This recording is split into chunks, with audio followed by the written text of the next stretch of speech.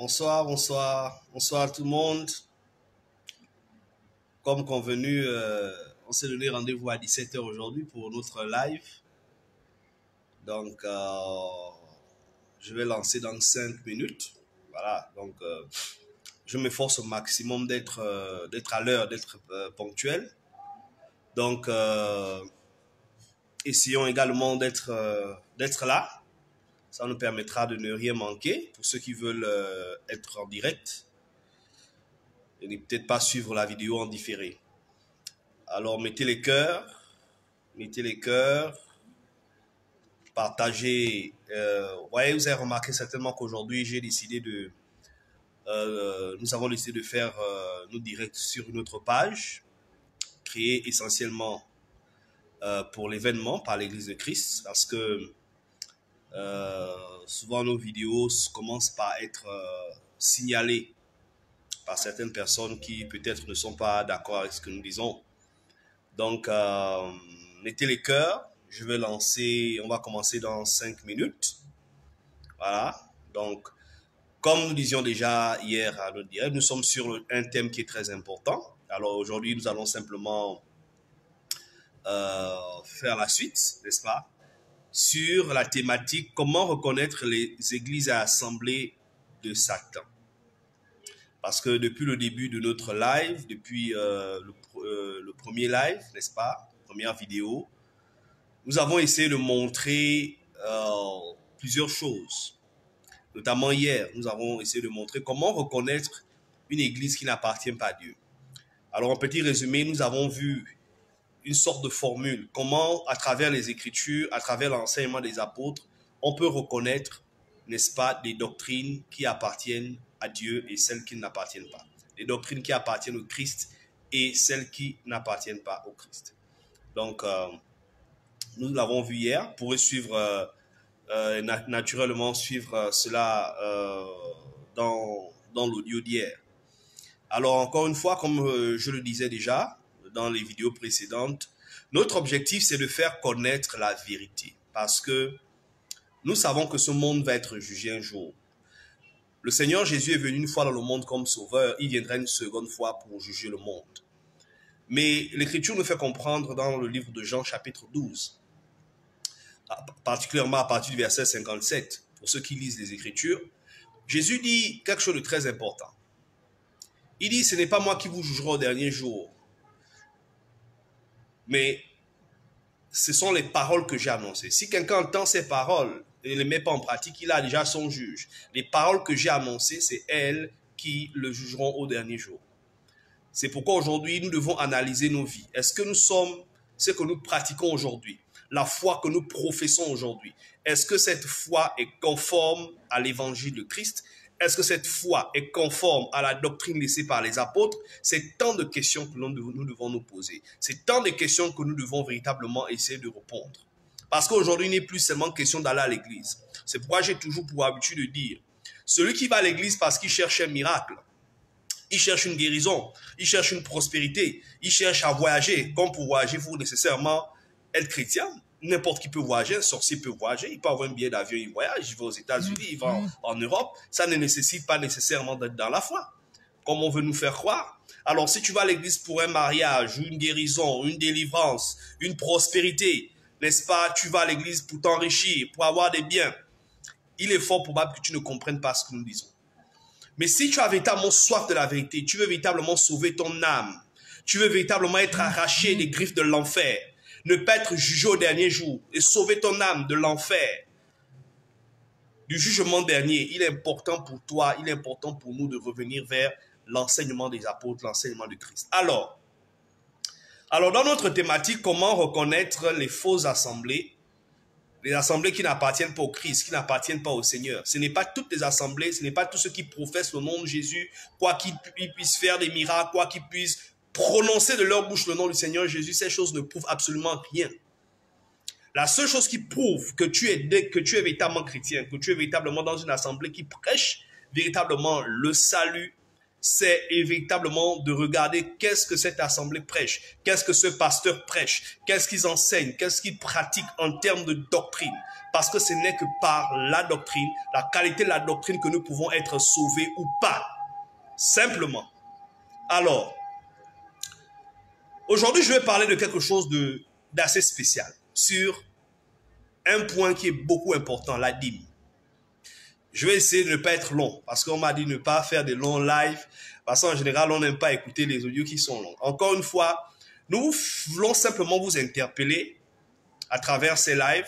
On ne peut pas tout dire à travers le live, on ne peut pas tout expliquer, mais pour plus de détails, pour plus de, j'ai envie de dire, d'éclaircissement, nous avons les numéros qui apparaissent. Vous voyez certainement à la fin de là, vous voyez les numéros, comment nous contacter. Nous sommes l'église de Christ, nous sommes un peu situés un peu partout. Vous avez les numéros, contactez-nous en inbox, nous prendrons des rendez-vous, peu importe le pays où vous êtes, nous prendrons des rendez-vous, nous allons discuter assis, nous allons nous asseoir et nous allons vous expliquer l'évangile qui a été prêché par les apôtres, la foi chrétienne telle qu'elle a été transmise au sein depuis le commencement, depuis le 1er siècle, par la charogne, par les faux enseignements que les pasteurs de ce siècle, les faux envoyés, les instruments de Satan essaient de répandre dans le monde aujourd'hui.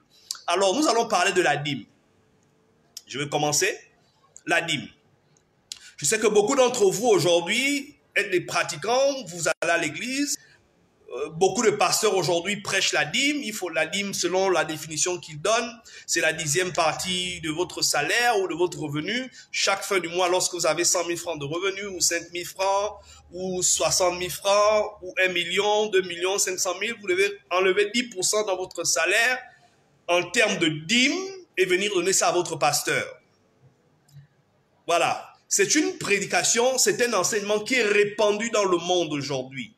C'est un enseignement qu'on trouve pratiquement, pour ne pas abuser, pratiquement dans toutes les églises, presque toutes les églises, quasiment toutes les églises de différentes confessions.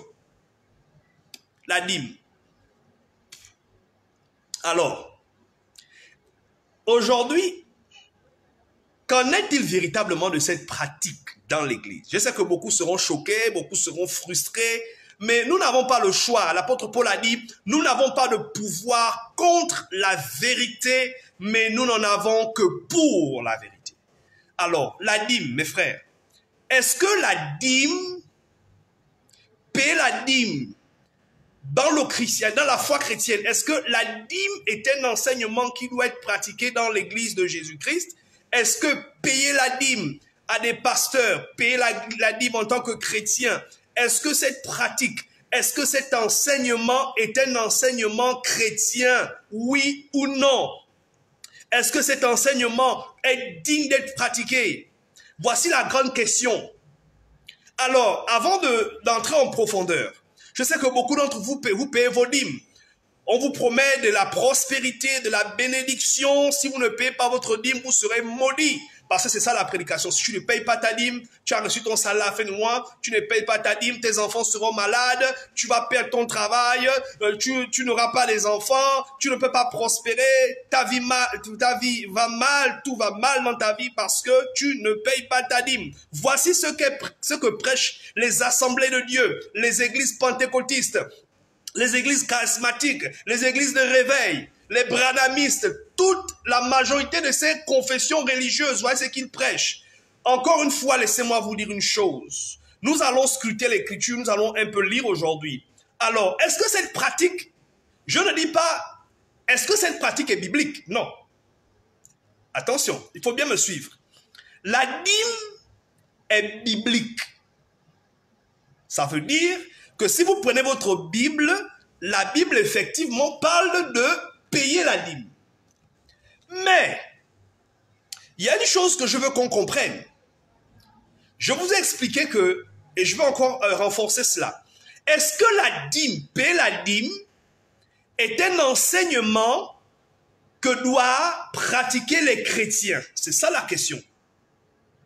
Maintenant, pour que nous puissions comprendre ensemble, il faut savoir que ici, ce n'est pas tous les enseignements qui sortent de la Bible qui sont des enseignements chrétiens, qui sont des enseignements qu'on doit pratiquer en tant que chrétiens. Nous allons comprendre. Vous savez, le problème, le malheur des églises aujourd'hui et de ceux qui se font appeler chrétiens, c'est qu'ils ne comprennent pas comment utiliser la Bible.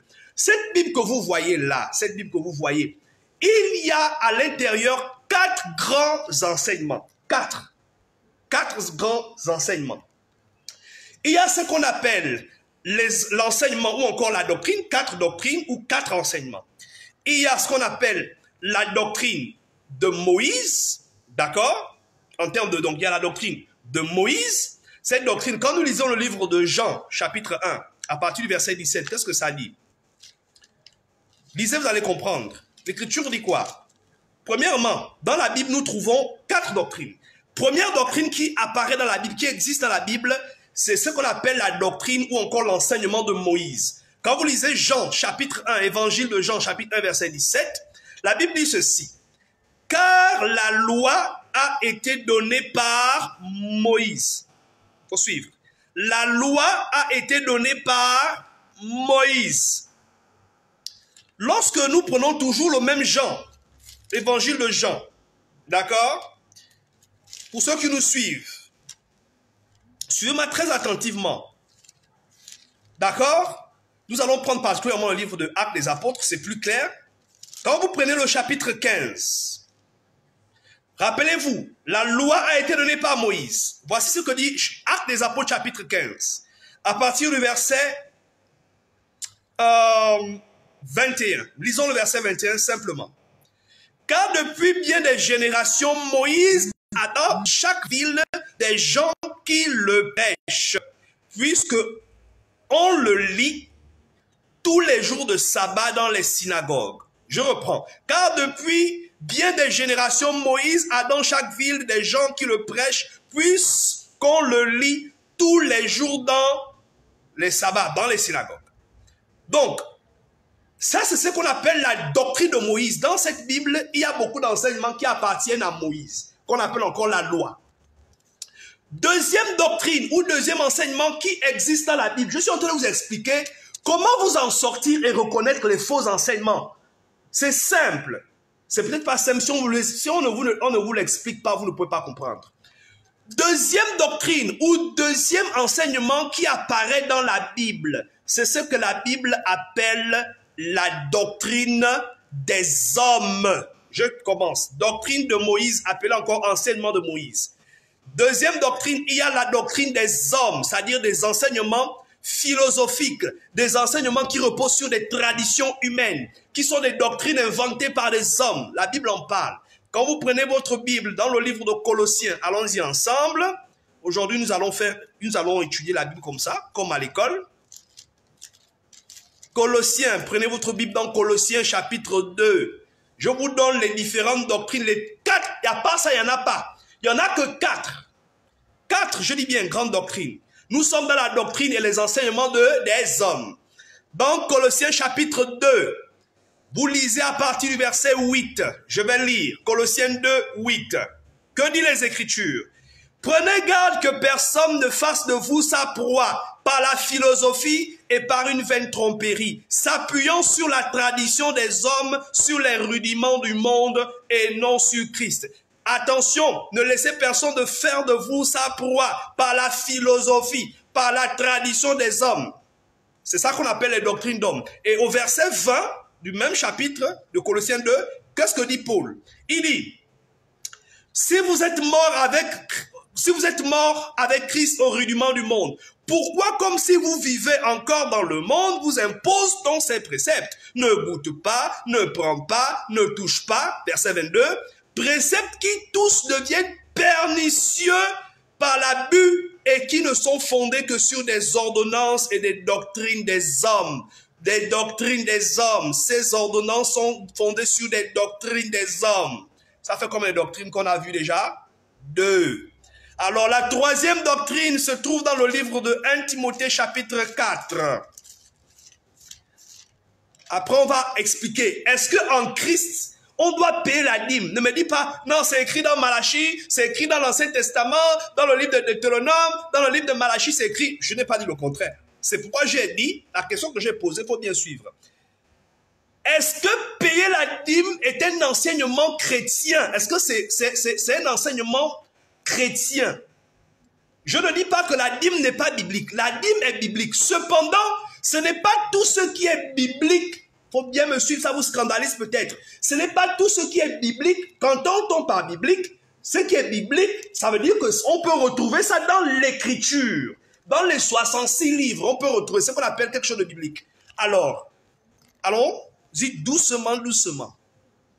Alors, 1 Timothée chapitre 4, nous allons voir la troisième doctrine ou troisième enseignement qui existe dans notre canon biblique. Alors, qu'est-ce que dit l'écriture? Vous êtes à la page, je vais lire. Voici ce que dit l'écriture. Mais l'Esprit dit, chapitre 4, verset 1, 1 Timothée. Mais l'Esprit dit expressément que dans les derniers temps, quelques-uns abandonneront la foi pour s'attacher à des esprits séducteurs et à des doctrines de démons. Ils vont abandonner la foi chrétienne. Vous voyez, il y a une différence entre la foi chrétienne et la doctrine des démons. Ils abandonneront la foi pour s'attacher à des doctrines des démons, à des esprits séducteurs. Ça fait combien de doctrines qu'on a vues déjà? 3. Il faut me suivre, mon frère. Suis-moi, ma soeur. Toi qui es pasteur, qui te fait appeler pasteur, révérend, bishop, toi qui vas à l'église, je ne sais pas ce que tu cherches, écoute-moi attentivement. Si tu veux sauver ton âme, si tu veux être délivré de l'enfer, écoute attentivement et ta Bible avec toi. Ça fait combien de doctrines? 3, non? Voilà. La dernière doctrine qu'on retrouve dans la Bible et qui se trouve uniquement dans le Nouveau Testament, c'est ce que la Bible appelle la doctrine de Jésus-Christ, ou encore l'enseignement de Jésus-Christ. Et c'est cet enseignement-là que les chrétiens doivent pratiquer. Pourquoi? Est-ce qu'un chrétien peut pratiquer l'enseignement de Christ et l'enseignement de Moïse et l'enseignement des démons et l'enseignement des hommes mélangés? Il mélange les 4 et il pratique? Non. Pourquoi? Prenez votre livre dans le deuxième épître du livre de l'épître aux Jean. Deuxième épître de Jean. Le verset 9. Qu'est-ce que la Bible dit? Commençons au verset 7 pour mieux comprendre. Il dit car plusieurs séducteurs sont entrés dans le monde. Je suis dans 2 Jean, le verset 7 à 9. Plusieurs séducteurs sont entrés dans le monde qui ne confessent pas que Jésus est venu en chair. Celui qui est tel, c'est le séducteur et l'antéchrist. Verset 8. Prenez garde à vous-même, afin que vous ne perdiez pas le fruit de votre travail, mais que vous receviez une pleine récompense. Verset 9. Quiconque va plus loin, un bishop va loin, un révérend va loin, un prêtre va loin, un soi-disant chrétien va loin et ne demeure pas dans la doctrine de Christ, il n'a point Dieu. Celui qui demeure dans cette doctrine a le Père et le Fils. Quiconque va plus loin, peu importe ton nom, peu importe ton titre, peu importe les miracles que tu fais, peu importe la façon dont tu prêches, peu importe la façon dont tu parles, la Bible déclare, l'apôtre Jean, apôtre et témoin oculaire de la mort, de la résurrection et de l'ascension de Jésus-Christ, dit: quiconque va plus loin et ne demeure pas dans la doctrine de Christ, il n'a pas Dieu en lui. Je ne veux pas savoir si tu as des révélations. Je ne veux pas savoir si tu fais des miracles. Je ne veux pas savoir si tu as s'il y a eu des bénédictions dans ta vie. Je ne veux rien savoir. Ce qui est nécessaire. Et que tu dois chercher à savoir pour savoir si tu es vraiment un chrétien. Parce que tu parles à l'église, mais tu n'es pas chrétien. La Bible déclare, l'apôtre Jean dit: quiconque va plus loin et ne demeure pas dans la doctrine de Christ, qu'il sache qu'il n'a pas Dieu en lui. Même si tu prophétises, même si tu parles en langue, vos parler en langue que vous faites souvent là, même si tu fais des miracles, l'écriture dit Dieu n'est pas en toi, Jésus-Christ n'est pas en toi. Ça fait 4 doctrines. Doctrine de Moïse, doctrine des hommes, doctrine des démons et doctrine de Jésus-Christ. La seule doctrine que les chrétiens doivent pratiquer pour prétendre être disciples de Christ, pour prétendre avoir Jésus-Christ en eux, pour prétendre avoir Jésus-Christ dans leur cœur, prétendre avoir Dieu en eux, prétendre avoir le salut, c'est uniquement la doctrine de Christ. C'est pourquoi il dit quiconque va plus loin. Si tu vas plus loin, tu mélanges l'enseignement de Moïse, tu prends, tu pratiques. Tu prends l'enseignement des hommes, tu pratiques. L'enseignement des démons, tu pratiques. Et tu pratiques un peu les enseignements de Christ. Mon ami, tu n'es pas chrétien. Tu n'es pas un chrétien, tu n'es pas une chrétienne, tu n'es pas un vrai pasteur. Tu es faux, tu n'es pas dans la vérité. Tu vas perdre ton âme. Jésus a dit dans Jean 8, il le précise encore, verset 31, il dit: si vous demeurez dans ma parole, vous êtes véritablement mes disciples. Oh my God. Hey. Au verset 30, la Bible déclare qu'il y a des Juifs qui avaient cru en lui. Ils avaient cru, hein, comme toi, tu dis que tu as cru. C'est ça que tu dis. Quand tu vas à l'église, tu dis que tu crois. Toi qui es pasteur, qui te fait appeler pasteur révérend, tu dis que tu crois. Ton pasteur dit qu'il croit en Jésus. Mais la foi que tu as en Jésus, à elle seule ne peut pas te sauver. Il faut te poser la question. La foi que j'ai, est-ce que, verset 31 de Jean 8 dit quoi? Et Jésus dit aux Juifs qui avaient cru en lui, si vous demeurez dans ma parole, si vous demeurez dans mon enseignement, vous êtes réellement mes disciples. Ça veut dire que tu peux être un faux disciple. Être un vrai disciple de Christ, c'est demeurer dans l'enseignement de Christ. Si tu sors pour aller pratiquer notre enseignement, mon ami, je te dis et je t'informe, tu n'es pas chrétien. Je voulais faire d'abord cette introduction pour moi. C'est une clé. Depuis un moment, je vous donne les clés. Je vous montre les clés. Comment? Vous savez, c'est facile, c'est très facile. C'est comme une formule. Vous prenez, vous jetez. Si c'est noir, c'est pas bon. Si c'est blanc, c'est bon. C'est comme ça. Alors, revenons sur comment dirais-je? La dîme. Alors, la dîme. Ceux qui prêchent la dîme aujourd'hui, les pasteurs qui prêchent la dîme, qui demandent aux gens de payer la dîme, ils vous harcèlent. Ils vous envoient des messages, ils ont même des carnets. Ils ont des carnets de livres dans l'église, ils ont mis les noms de tous les fonctionnaires, les noms de tous les banquiers de leur église, le nom de tous les ingénieurs, pour savoir si tu vas venir payer ta dîme, si tu as manqué de payer ta dîme à la fin du mois. Est-ce que l'enseignement de la dîme, est-ce que la dîme ça appartient à quel enseignement parmi les quatre? Je sais que vous pouvez même répondre. Pour ceux qui écrivent, vous pouvez écrire. Vous pouvez écrire, si vous comprenez, écrivez. Payer la dîme appartient à quel enseignement parmi les quatre? Est-ce que ça appartient à l'enseignement de Moïse? Est-ce que c'est ce qu'on appelle la loi encore? Est-ce que ça appartient à l'enseignement des hommes? Est-ce que ça appartient à l'enseignement des démons? Ou ça appartient à l'enseignement de Christ? Allons-y voir dans l'écriture. Alors le texte qu'ils aiment vous prendre souvent pour demander aux gens de payer les dîmes se trouve dans Malachie chapitre 3. Allons-y. C'est bien écrit, Malachie 3. Qu'est-ce que l'écriture dit? Malachie 3 dit quoi? À partir du verset 6 jusqu'à 10. Voici ce que dit l'écriture. Car je suis l'Éternel, je ne change pas, et vous, enfants de Jacob, vous n'avez pas été consumés. Depuis le temps de vos pères, vous êtes écartés de mes ordonnances. Retenez ce mot. Dieu dit à Israël, depuis le temps de vos pères, vous êtes écartés de mes ordonnances. Soulignez même ordonnances. On continue. Vous ne l'avez pas observé. Revenez à moi et je reviendrai à vous, dit l'Éternel des armées. Vous dites, en quoi devons-nous revenir? Un homme trompe-t-il Dieu? Vous me trompez et vous dites en quoi avons-nous trompé? Dans les dîmes et les offrandes. Vous êtes frappés par la malédiction. Voici le texte que les pasteurs lisent. Pour vous effrayer, pour vous demander de payer les dîmes. C'est pourquoi vous videz vos comptes bancaires, vous appauvrissez, vous affamez vos enfants à la maison, vous affamez vos maris, vous appauvrissez parce que vous devez donner un salaire qu'on appelle la dîme à votre pasteur. Parce qu'il vous effraie avec quoi? La malédiction. Celui qui ne paye pas la dîme est maudit. C'est vrai, c'est écrit. Malachie a dit, vous me volez, vous ne payez pas, vous ne pratiquez pas mes ordonnances. Et il précise, quelles sont ces ordonnances? Il dit les dîmes et les offrandes. Verset 10, il dit, vous êtes frappés par la malédiction. On va aller étape par étape. Ok? La première question que tu dois te poser, qu'on doit se poser ensemble. L'Écriture dit, vous m'avez violé mes ordonnances. Et vous êtes maudits, frappés par la malédiction. Cette malédiction dont parle Malachie, je vais vous expliquer d'où vient-elle. Ce n'est pas celui qui ne paye pas seulement la dîme qui est maudit. Non, comme certains pasteurs vous faire croire. Dans la loi de Moïse, lisez Deutéronome chapitre, prenez votre livre Deutéronome chapitre 27. Vous allez voir que dans la loi de Moïse, la Bible dit quelque chose. La loi de Moïse contient une malédiction. D'accord? Regardez chapitre 27. Vous êtes avec moi, le verset 26. La Bible dit quoi? Deutéronome 27, verset 26. Maudit soit celui qui n'accomplit point les paroles de cette loi. Donc, il dit, maudit soit quiconque n'accomplit pas les paroles de cette loi et ne les met pas en pratique. Et tout le peuple dira Amen. Donc, selon la loi, tous ceux qui ne pratiquent pas tout ce qui est écrit dans la loi de Moïse, sont maudits.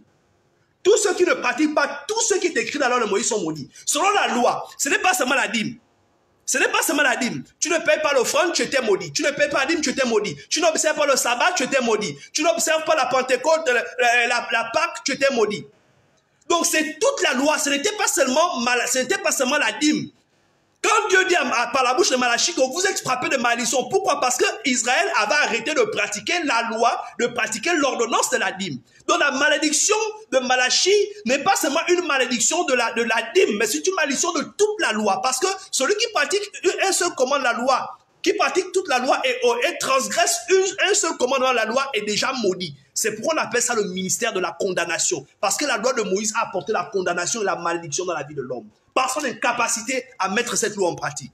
Maintenant, c'est pourquoi je dis que la dîme est effectivement biblique. Mais est-ce que c'est un enseignement, une doctrine qu'on doit pratiquer encore dans la foi chrétienne aujourd'hui? Maintenant, allons-y étape par étape. Deuxième texte que nous allons lire. D'accord? Alors, maintenant, c'est qu'on doit comprendre ensemble. Nous avons vu qu'il y avait la malédiction dans la loi. Allons-y dans l'écriture. Prenez votre Bible dans le livre de Colossiens. Qu'est-ce que l'écriture nous dit? Chapitre 2. On va voir, est-ce qu'on doit toujours payer la dîme en Christ? Colossiens chapitre 2. Prenez votre Bible, mes frères. L'écriture dit au verset 13 à 14. L'écriture dit quoi?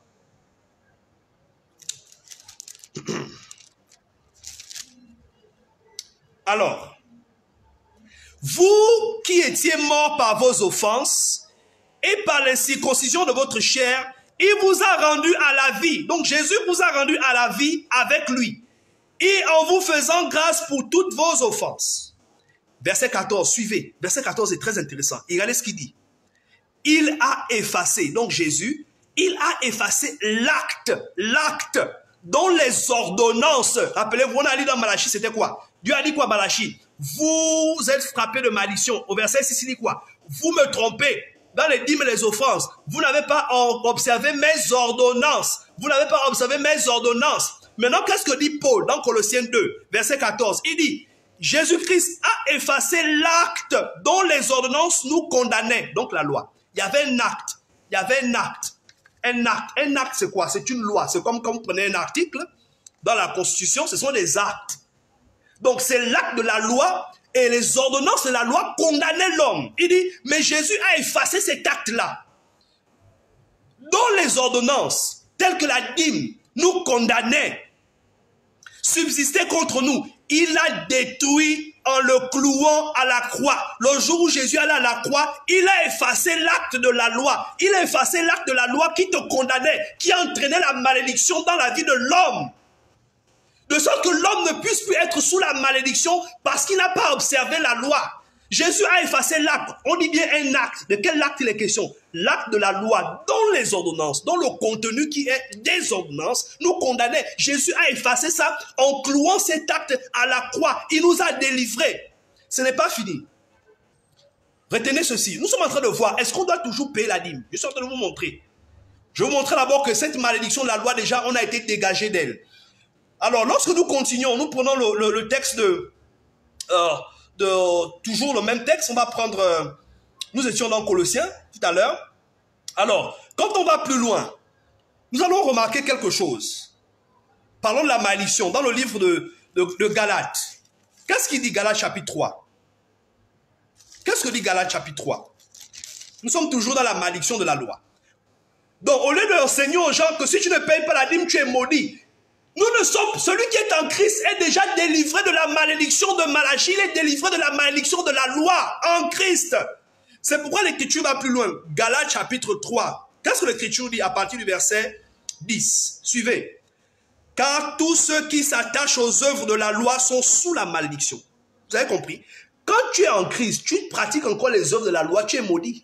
Le véritable maudit, ce n'est pas celui qui ne paye pas la dîme, c'est celui qui pratique encore la loi de Moïse. Parce que dans la loi de Moïse, il y a une malédiction qui existe. Quand tu ne pratiques pas un seul commandement, tu es maudit. C'est pourquoi il dit que maudit soit quiconque il dit, car tous ceux qui s'attachent aux œuvres de la loi, donc la dîme et tous ceux qui se trouvent dans la loi, il dit quoi? Sont sous la malédiction. La malédiction qu'on a lu dans Deutéronome chapitre 27, verset 26. Il continue. Pourquoi? Il explique. Car il est écrit, maudit est quiconque n'observe pas tout ce qui est écrit dans le livre de la loi et ne le met pas en pratique. Or, c'était impossible de pratiquer tout ce qui était écrit dans la loi. C'est pourquoi, obligatoirement et nécessairement, tous ceux qui étaient à cette époque sous la loi étaient nécessairement sous le coup et le joug de la malédiction. C'est simple. Maintenant, on va plus loin. Qu'est-ce qu'il dit ensuite? Verset 13. Regarde le verset 13. Galates 3, 13. Christ, Jésus-Christ, nous a rachetés de la malédiction de la loi, étant devenu malédiction pour nous, car il est écrit, maudit est quiconque est pendu au bois. Jésus t'a racheté de la malédiction de la loi. C'est pourquoi aujourd'hui, un enfant de Dieu ne peut plus dire qu'il doit encore repartir pratiquer la loi. C'est pourquoi la prédication selon laquelle tu ne payes pas la dîme, tu es maudit, est faux. Au contraire, c'est en payant, en continuant à payer la dîme que tu tombes sur le joug de la malédiction, parce que tu retournes encore pratiquer la loi de Moïse. Or, l'Écriture nous fait clairement comprendre dans le livre de Romains, Romains chapitre 10, verset 4, Jésus dit quoi? Qu'est-ce qu'il dit? Romains chapitre 10, qu'est-ce que l'Écriture dit? Verset 4. Car Christ est la fin de la loi pour la justification de ceux qui croient. Jésus-Christ a mis fin à la loi. On ne peut pas être en Christ et continuer à pratiquer encore la loi de Moïse. C'est pourquoi aucun apôtre, aucun chrétien n'a payé la dîme ni enseigné. Voilà. Je défie quiconque. Tu es pasteur, tu es, je ne sais pas comment tu te fais appeler. Tu te fais appeler chrétien. Montre-moi dans la nouvelle alliance où les apôtres, Pierre, Jacques, Jean, ou un seul disciple a jamais reçu la dîme des fidèles, a jamais prêché la dîme. Où est-ce qu'ils ont prêché la dîme et demandé aux églises, aux frères de payer la dîme? Ça n'existe pas. Pourquoi? Parce que la dîme est un enseignement de la loi de Moïse. C'est une doctrine de Moïse. Or, ceux qui pratiquent encore la loi de Moïse sont sous la malédiction. On vient de lire dans Romains 10, 4 que Jésus a déclaré que Christ est la fin de la loi. Il est la fin de la loi. Jésus a déjà détruit là, il a déjà mis fin à la loi. C'est pourquoi Éphésiens nous explique ça encore plus clairement. Lisez Éphésiens chapitre 2. À partir du verset, on peut lire à partir du verset 14. Lisons à partir du verset 13, pour ne pas perdre trop de temps. Éphésiens 2, verset 13. Mais maintenant, en Jésus-Christ, vous qui étiez autrefois éloignés, vous avez été rapprochés par le sang de Christ. Car il est notre paix, lui qui des deux n'en a fait qu'un et qui a renversé le mur de séparation, l'inimitié. Verset 15, c'est ce qui est plus important. Qu'est-ce qu'il dit?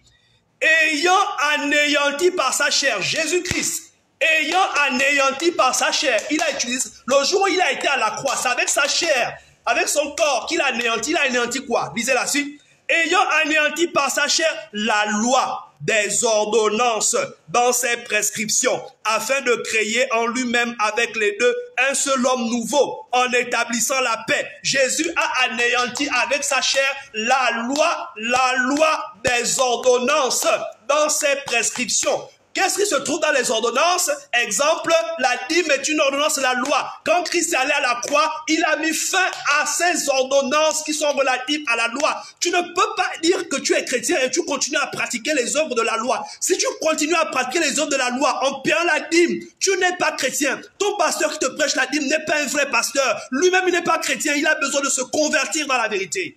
Tu n'es pas non plus chrétien. Si tu meurs, tu ne seras pas sauvé. Si tu meurs, tu ne seras pas avec Jésus au dernier jour. Mon frère, ma soeur. Pourquoi? Parce que tu ne pratiques pas la doctrine de Christ. Rappelez-vous, Jésus, par la bouche de Jean, a dit, quiconque va plus loin ne demeure pas dans la doctrine de Christ. Il n'a pas Dieu. La dîme, c'est biblique parce que c'est écrit. Mais ça appartient à quelle doctrine? Ça appartient à la première dispensation, ça appartient à l'ancienne alliance, ça appartient à la loi de Moïse, que Jésus a déjà mis fin sur la croix en effaçant cet acte pour délivrer les hommes du poids de la malédiction. Comment reconnaître les églises de Satan, les fausses églises? Une église où on enseigne la dîme ne réfléchit pas, sort. Si c'est un pasteur, sort. Contactez-nous, nous allons vous aider. On ne peut pas tout dire dans le live, on ne peut pas tout dire dans le direct, mais nous pouvons répondre à toutes vos questions en rapport avec la loi. On va lire un texte, peut-être qui sera peut-être le dernier.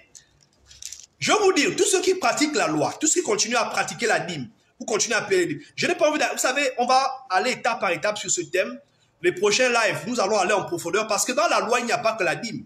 Il y a beaucoup d'œuvres de la loi. Il y a beaucoup d'œuvres de la loi que les églises pratiquent aujourd'hui. Ils vous mettent sur le joug de la loi. Ils vous ferment le ciel. Je vais vous prouver qu'ils vous ferment le ciel. Je vais te prouver que toi qui payes la dîme, tu n'es pas chrétien. Toi qui payes la dîme, tu n'es même pas sauvé. Tu n'es pas sauvé. Prends simplement le livre de Galates. Je vais te montrer ça, chapitre 5. Nous sommes d'accord que nous venons de voir à travers les Écritures que la dîme est une ordonnance de la loi. En d'autres termes, un enseignement de Moïse. Donc de la loi de l'ancienne alliance. On a vu clairement, on a lu dans Malachie, on a vu comment le Christ est venu par sa chair, il a effacé l'acte dont les ordonnances nous condamnaient, donc la loi. On a vu également comment il nous a délivré de la fameuse malédiction dont parle Malachie. C'est clair. D'accord? Donc, dès l'instant où nous reconnaissons que la dîme est une ordonnance de la loi et que la loi a pris fin, selon Romains 10:4, Christ a mis fin à la loi pour justifier ceux qui croient. Il n'y a plus de raison qu'un chrétien pratique la loi, notamment à travers l'exemple que nous venons de prendre, qui est un exemple parmi tant d'autres, qui est une œuvre parmi plusieurs œuvres de la loi, la dîme. Maintenant, je vais te prouver que toi qui payes la dîme, parce que la dîme est une œuvre de la loi, tu n'es pas du tout chrétien. Tu n'es pas encore chrétien. Tu n'es même jamais devenu chrétien. Lisons ce que l'Écriture dit, chapitre 5. Je veux que tout le monde ouvre cette page, s'il vous plaît. Même si les premiers livres, vous n'avez pas eu le temps d'ouvrir votre Bible. Prenez Galates, chapitre 5. D'accord? Verset 4. Galates, chapitre 5. Commençons même à partir du verset 2. C'est très intéressant. Galates, chapitre 5. À partir du verset 2. Jusqu'au verset, disons, 4. Je vais lire doucement et tu comprendras. Voici, moi, Paul. Paul, ce n'est pas moi. C'est l'apôtre des païens, celui qui nous a amené l'évangile à travers les lettres que nous lisons aujourd'hui. Voici, moi, Paul, je vous dis que si vous vous faites circoncire, Christ ne vous servira de rien. Donc ceux qui se font circoncire sont la loi. Ils font le rite de la circoncision, ils observent ça le 8e jour. Voilà, il dit que ceux qui pratiquent la circoncision selon la loi, selon le rite de Moïse, il dit donc Christ ne vous sert à rien. Ce n'est pas fini. Et je proteste encore, verset 3, une fois à tout homme qui se fait circoncire qu'il est tenu de pratiquer toute la loi. C'est clair, quand vous commencez à pratiquer un enseignement de la loi, vous êtes obligé de tout pratiquer. Donc, si vous payez la dîme, vous êtes obligé d'aller faire les sacrifices d'animaux. Vous êtes obligé d'aller faire toutes les pratiques de la loi. Tout ce qui existait dans la loi. Vous êtes obligé. Alors, verset 4, c'est la partie qui m'intéresse. Il dit quoi?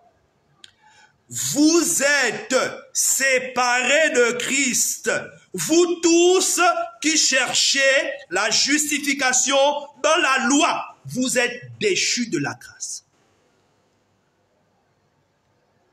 Je ne sais pas si quelqu'un a suivi. Non, je vais relire. Il dit, hein, vous tous, il dit vous êtes séparés de Christ. Qui est séparé de Christ? Quand on est séparé de Christ, ça veut dire quoi? Qu'on n'est pas en Christ, qu'on n'est pas chrétien, qu'on est perdu. Il dit, vous êtes séparés de Christ. Qui? Vous tous qui cherchez la justification dans la loi, vous êtes déchus de la grâce. Quand on dit que quelqu'un est déchu, ça vient du verbe déchoir. Quand vous tombez, ça veut dire que vous êtes quelque part, vous êtes en haut, vous tombez, vous êtes privé. En d'autres termes, comprenez que vous êtes privé de la grâce. Donc la grâce par laquelle nous sommes sauvés selon Éphésiens 2, verset 8, car nous sommes tous sauvés par la grâce au moyen de la foi, vous ne l'êtes pas. Pourquoi? Parce qu'en pratiquant la loi, vous vous déclarez vous-même déchus de la grâce que Jésus a apportée. Vous vous déclarez vous-même que vous n'avez pas besoin de Christ. Parce que Jésus, en venant mourir sur la croix, l'œuvre de la croix, beaucoup de gens disent, moi je suis chrétien, Jésus est mort pour moi, pour mes péchés sur la croix, il a fait couler son sang. Mais est-ce que tu sais même pourquoi Jésus est mort sur la croix? Les gens ne comprennent pas l'évangile. Les gens ne comprennent pas la foi. L'œuvre que Jésus a accomplie sur la croix, l'œuvre essentielle qu'il a accomplie sur la croix, c'était de mettre fin à la loi, simplement. Parce que le pouvoir, l'apôtre Paul explique dans 1 Corinthiens chapitre 15, vous lisez à partir du verset 50, en descendant, il dit, l'aiguillon du péché, l'aiguillon de la mort, c'est quoi? Le péché. Et le pouvoir du péché, c'est la loi. La loi engendre le péché, la mort. Donc Jésus, pour détruire le péché dans l'homme, sur la croix, il a effacé l'acte dans les ordonnances. Donc la loi, en détruisant la loi, il a détruit le péché. Et en détruisant le péché, il a détruit la mort. Donc toi qui continues à pratiquer la loi, tu es dans le péché. Parce que simplement tu es sous la loi. La loi que ni nos pères, les juifs, moins les pères, les hébreux, les juifs n'ont pas pu pratiquer. Jésus est venu pour nous dégager. C'est pourquoi Romains chapitre 8, verset 1 le dit. Il n'y a maintenant plus de condamnation, aucune condamnation pour ceux qui sont en Christ. Car la loi de l'esprit de vie nous a franchis de la loi du péché. La loi du péché, c'est quoi? C'est la loi de Moïse. La loi du péché et de la mort. Chose impossible à la loi à cause de la chair qui la rendait faible. Dieu a envoyé dans un corps semblable à celui du péché son Fils afin de détruire la loi. Pour que nous soyons dégagés, pour que nous soyons justifiés. Donc, la dîme étant une ordonnance de la loi, toi, en continuant à payer la dîme, en pratiquant la loi, tu es disqualifié, tu n'es pas chrétien. Toi et ton pasteur, vous n'êtes pas chrétien. Il n'y a pas que la loi, mais je n'ai pas envie de tout dire aujourd'hui parce qu'on n'a pas assez de temps. Il n'y a pas que la loi, comme il y a beaucoup de pratiques de la loi que les églises font aujourd'hui. Ils prêchent Moïse. Si tu prêches Moïse, tu prêches la doctrine des démons, tu prêches la doctrine des hommes, tu n'es pas chrétien. J'ai touché la dernière fois quelques doctrines des démons. Doctrine des démons, doctrine des hommes. J'en ai touché. Tous ceux qui enseignent ces choses dans les églises, qui pratiquent tout ce qu'on a condamné là, vous n'êtes pas du tout chrétien. Vous devez venir, on vous explique la foi chrétienne. Et on vous montre le chemin de la vie éternelle pour que vous soyez sauvés. Donc, comme je dis, on ne peut pas tout dire sur le live. Donc, nous allons continuer. D'accord? Je vais terminer en disant, beaucoup de gens disent, voilà, Matthieu chapitre 5, verset 17 dit, Jésus a dit, je ne suis pas venu abolir la loi et les prophètes mais l'accomplir. Oh non, je n'ai pas envie de tirer le live. Mais je veux quand même me permettre d'expliquer ça. Parce que beaucoup de pasteurs, pour vous tromper, ils prennent ça. Oh, Jésus a dit dans Matthieu 5, verset 17 que Jésus n'est pas venu abolir la loi, mais il est venu l'accomplir. Mais mon ami, pourquoi vous lisez seulement le verset 17? Il faut lire jusqu'en bas, non? Hein? Quand ton pasteur te lit ça, dit, pasteur, lis jusqu'en bas. Parce que c'est ça. Souvent, quand on vous lit certains textes, vous ne lisez pas tout. Moi, je vais lire ça pour vous. Voilà ce que la Bible dit, Matthieu chapitre 5, verset 17. Ne croyez pas que je sois venu abolir la loi ou les prophètes. Je suis venu non pour abolir, mais pour accomplir. Il faut retenir le verbe accomplir. Je ne suis pas venu abolir, ni annuler la loi des prophètes, mais accomplir. Je ne suis pas venu abolir, mais accomplir. Il faut comprendre. Accomplir veut dire quoi? Lisons maintenant la suite. Car, je vous le dis, verset 18. Tant que le ciel et la terre ne passeront point, il ne disparaîtra pas de la loi un seul iota ou un seul trait de la loi jusqu'à ce que tout soit arrivé. Nous lisons le français. Je m'adresse à des francophones. Jésus dit, tant que le ciel et la terre va exister, aucun trait, aucun iota de la loi ne va disparaître jusqu'à ce que tout soit accompli. Jésus n'est pas en train de donner une deadline, n'est pas en train de donner une date limite. Quand il dit, aucun trait de la loi ne va être enlevé jusqu'à ce que. Jusqu'à ce que veut dire quoi? Il dit, jusqu'à ce que tout soit comment? Jusqu'à ce que tout soit arrivé. Ça veut dire en d'autres termes que quand tout ce qui est dit dans la loi sera accompli, par conséquent, on n'aura plus besoin, la loi ne sera plus effective. Son effectivité, son importance ne sera plus. Parce que la loi, les prophètes et les psaumes, tout ce qu'ils ont écrit, ils ont parlé de Jésus-Christ. Maintenant, nous allons voir à quel moment est-ce que tout ce qui est écrit dans la loi de Moïse a été accompli. Est-ce que la loi a été accomplie? On peut lire, non?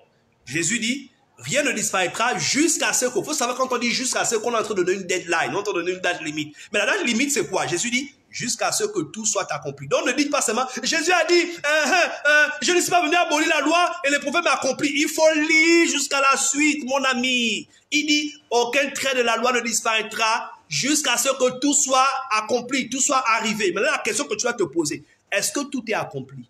Est-ce que c'est écrit dans tout ce qui a été écrit dans la loi, est-ce que ça a été accompli? Réponse, Jean.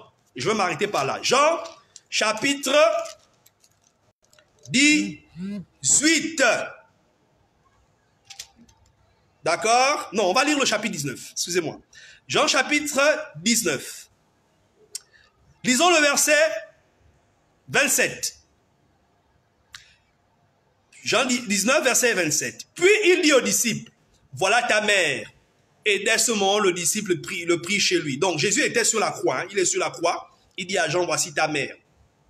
Verset 28. Après cela, Jésus qui savait que tout était déjà consommé. Suivez. Jésus qui savait que tout était déjà consommé. Quand quelque chose est consommé, c'est que c'est accompli. Il continue. Dit, afin que l'écriture fût accomplie. Afin que l'écriture fût accomplie. 2 points. J'ai soif. Donc Jésus dit, j'ai soif. Pourquoi? Dans quel objectif? pour que l'écriture soit accomplie. Il savait que tout était déjà accompli, mais il voulait accomplir. Il y avait une écriture de la loi qu'il fallait accomplir encore. Il a dit, j'ai soif. La suite, c'est quoi? Verset 29. Il y avait là un vase plein de vinaigre. Les soldats le remplirent d'une éponge et l'ayant fixé à une branche d'hysope, ils l'approchèrent de sa bouche. Quand Jésus prit le vinaigre, il dit, tout est accompli. Baissant la tête et rendit l'esprit. Quand Jésus goûtait, il dit, tout est accompli. Mon ami, la question que je te pose, qu'est-ce qui est accompli? Tout ce qui a été écrit. Et quand vous voyez ce texte là où on prend l'hysope, où on fait goûter l'hysope, se trouve dans une écriture, dans Psaume 69, verset 22. Ça avait été écrit pour que Jésus accomplisse. Jésus avait déjà accompli tout ce qui avait été dit de lui dans la loi. Il est celui pourquoi et par quoi la loi a été écrite. Il est celui pour qui la loi a été écrite, celui pour qui les prophètes ont prophétisé, celui pour qui les psaumes ont été écrits. Il est venu et il les a accomplis. C'est pourquoi Luc chapitre 24, à partir du verset 24, Jésus dit, c'est là ce que je vous disais quand j'étais encore avec vous. Luc 24, verset 44. Il fallait que le Christ souffre dans la main des pécheurs, n'est-ce pas? Et la suite dit quoi? C'est là ce que je vous disais.